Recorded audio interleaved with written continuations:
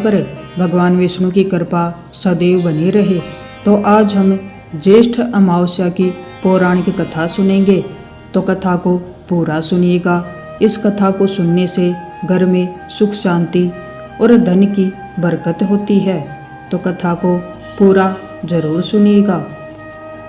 कथा के अनुसार एक गरीब ब्राह्मण परिवार था, जिसमें पति पत्नी और उसकी एक पुत्री साथ रहती थी। वो कन्या धीरे धीरे बड़ी होने लगी।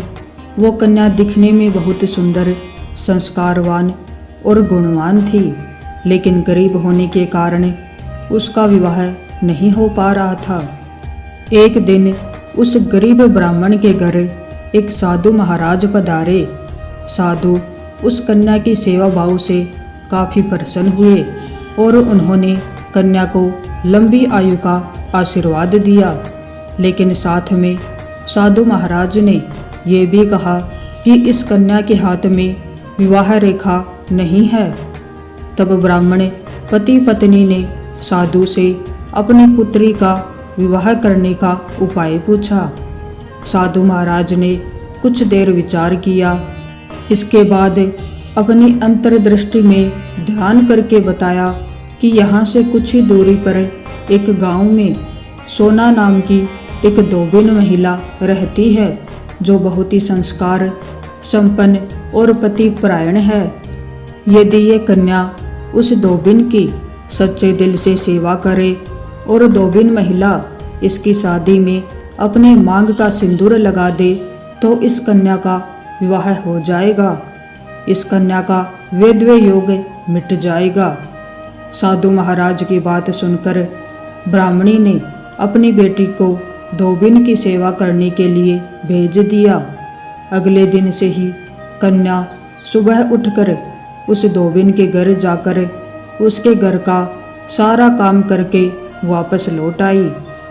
लेकिन उस कन्या ने ये बात धोबिन को पता नहीं चलने दी। वो सुबह सुबह सभी के सोने के समय ही काम करके वापस लौट आती। एक दिन सोना धोबिन अपनी बहू से पूछती है कि तुम तो सुबह ही उठकर सारे काम कर लेती हो और मुझे पता ही नहीं चलता। बहू ने कहा, माँ जी, मैंने सोचा कि आप ही सुबह उठकर सारे काम कर लेती हैं। मैं तो देर से उठती हूँ। यह सब जानकर दोनों सास बहू चिंता में पड़ गई और घर की निगरानी करने लगी कि कौन है जो सुबह ही घर का सारा काम करके चला जाता है। कई दिनों के बाद धोबिन ने उस कन्या को पकड़ लिया। उसने देखा कि मुँह ढके अंधेरे में घर में आती है और सारा काम करके चली जाती है। जब वह जाने लगी तो सोना धोबिन उससे पूछने लगी कि आप कौन हैं और इस तरह छुप कर मेरे घर की चाकरी क्यों कर रही हैं। तब कन्या ने साधु द्वारा कही गई सारी बात धोबिन को बता डाली। सोना धोबिन पति परायण थी, अतः उसमें तेज था। वह उस कन्या की सहायता करने के लिए तैयार हो गई। सोना धोबिन का पति थोड़ा अस्वस्थ था। उसने अपनी बहू से अपने लौट आने तक घर पर ही रहने को कहा। सोना धोबिन ने जैसे ही अपनी मांग का सिंदूर उस कन्या को लगाया, वैसे ही उसका पति मर गया। सोना धोबिन उस दिन घर से बिना कुछ खाए पिए ही चली थी, यह सोचकर कि रास्ते में कहीं पीपल का पेड़ मिलेगा तो उसकी परिक्रमा करके ही जल ग्रहण करेगी। जिस दिन ये घटना हुई उस दिन ज्येष्ठ मास की अमावस्या थी।